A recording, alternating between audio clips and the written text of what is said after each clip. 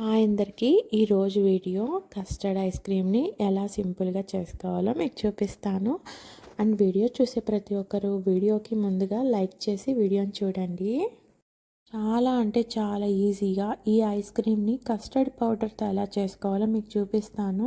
And subscribe పక్కన bell ఐకాన్ని touch చేయండి. ఆల్ పర్సనలైజ్ అన్ని 3 ఆప్షన్స్ వస్తాయి. ఆల్ అని టచ్ చేయండి. నేను పెట్టే ప్రతి వీడియో మీకు నోటిఫికేషన్స్గా వస్తాయి. ఇప్పుడైతే ఎలా ప్రిపేర్ చేసుకోవాలో చూసేద్దాం. ఫస్ట్ స్టవ్ ఆన్ చేసుకొని ప్యాన్ పెట్టుకోండి. ప్యాన్ని కొంచెం వాటర్తో తడపండి. తడిపిన తర్వాత అందులోకి 1 litre full fat cream milk అనేది పోసుకోవాలి. పోసుకున్న తర్వాత అందులోనే 1 కప్ పటిక బెల్లం పౌడర్ వేసుకోవాలి.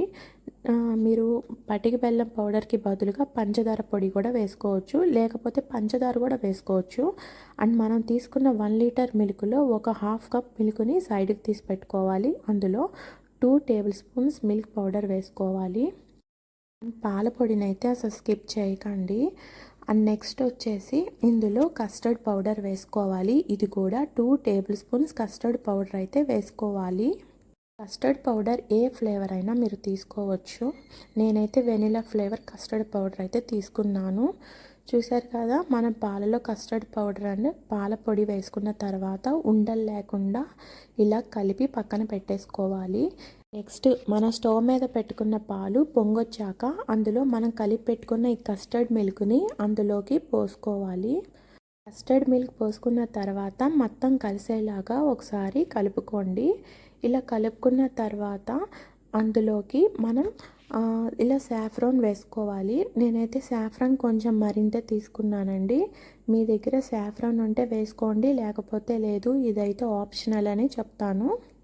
పాలల్లో కస్టర్డ్ మిల్క్ వేసిన తర్వాత నుంచి ఫ్లేమ్ బాగా లో పెట్టుకొని మీరు నాన్ స్టాప్గా కలుపుతూ ఉండాలి. ఎప్పుడైతే మీరు కలపటం ఆపారో అడుగంటేస్తుంది. అందుకే మీరు నాన్ స్టాప్గా కలుపుతూ ఉండాలి. చూసారా, కన్సిస్టెన్సీ ఇలా వచ్చే వరకు, అంటే బాగా చిక్కబడే వరకు మీరు కలుపుతూ ఉండాలి. ఇలా చిక్కబడ్డాక స్టవ్ ఆఫ్ చేసి పక్కన పెట్టేసుకోండి. ఆ ప్యాన్ని పెట్టేసుకుని బాగా చల్లారనివ్వండి. చూసారా, చల్లారినాక ఇంకా చిక్కబడింది. క్రీమీ టెక్స్చర్ అయితే వచ్చింది. ఇలా చల్లారిపోయిన దాన్ని మిక్సీ జార్లోకి మొత్తం తీసేసుకోవాలి. మిక్సీ జార్లోకి ఈ కస్టర్డ్ అనేది తీసుకుని నెక్స్ట్ అందులో 250 ml వచ్చేసి ఫ్రెష్ క్రీమ్ వేసుకోవాలి. ఫ్రెష్ క్రీమ్ అయితే కంపల్సరీ వేసుకోవాలండి. ఇదైతే స్కిప్ చేయటం కుదరదు. ఫ్రెష్ క్రీమ్కి బదులుగా మీరు కావాలంటే ఇంట్లో పాల మీద మీగడ ఉంటుంది కదా, అది ఒక 3 days మీగడని యూస్ చేసుకోవచ్చు. అండ్ నెక్స్ట్ 1/3 కప్ అయితే కండెన్స్డ్ మిల్క్ అనేది యాడ్ చేయాలి. మీరు కావాలంటే కండెన్స్డ్ మిల్క్కి బదులుగా ఈ ప్లేస్లో పటిక బెల్లం పౌడర్ని 1/3 కప్ యాడ్ చేసుకోండి.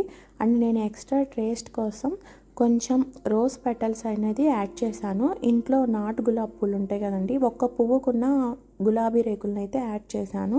పువ్వు రేకుల్ని యాడ్ చేసిన తర్వాత మూత పెట్టేసి నాన్ స్టాప్గా ఒక 3 minutes వరకు బాగా బ్లెండ్ చేసుకోవాలి. ఇలా బ్లెండ్ చేసుకున్న దాన్ని మనం ఏ బాక్స్లో అయితే తీసుకుందాం అనుకుంటున్నామో ఆ బాక్స్లో పోసేసి పైన ఏదన్నా ఒక కవర్ కానీ, నేనైతే బటర్ పేపర్ వేసాను, బటర్ పేపర్ కానీ వేసి మూత పెట్టేసి ఫ్రిడ్జ్లో పెట్టేసేయండి.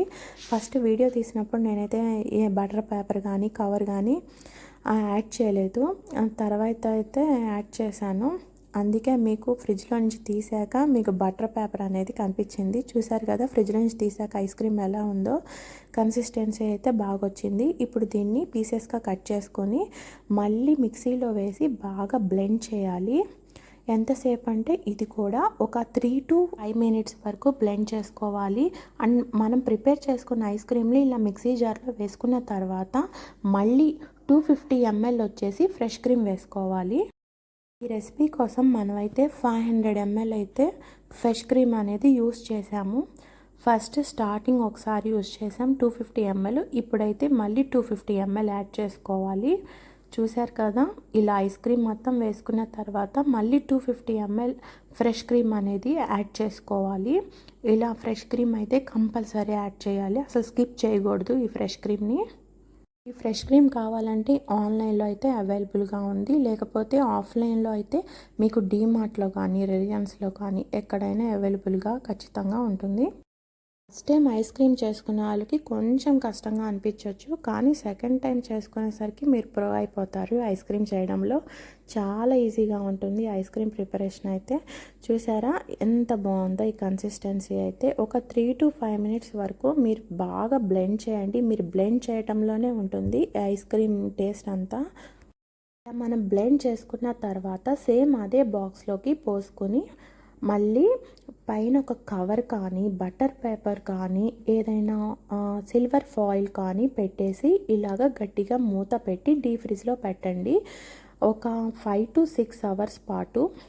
ఒక 5 to 6 hours తర్వాత చూసారా, అంటే నేను ఈ మూత ఎందుకు చూపిస్తున్నానంటే ఐస్ ఫామ్ అయిందని చూపిస్తున్నాను. ఒకవేళ అడుగున పేపర్ కానీ కవర్ కానీ ఏది లేకపోతే ఐస్ క్రీమ్లోకి ఆ ఐస్ ఫామ్ అయిందంతా పడిపోతుంది.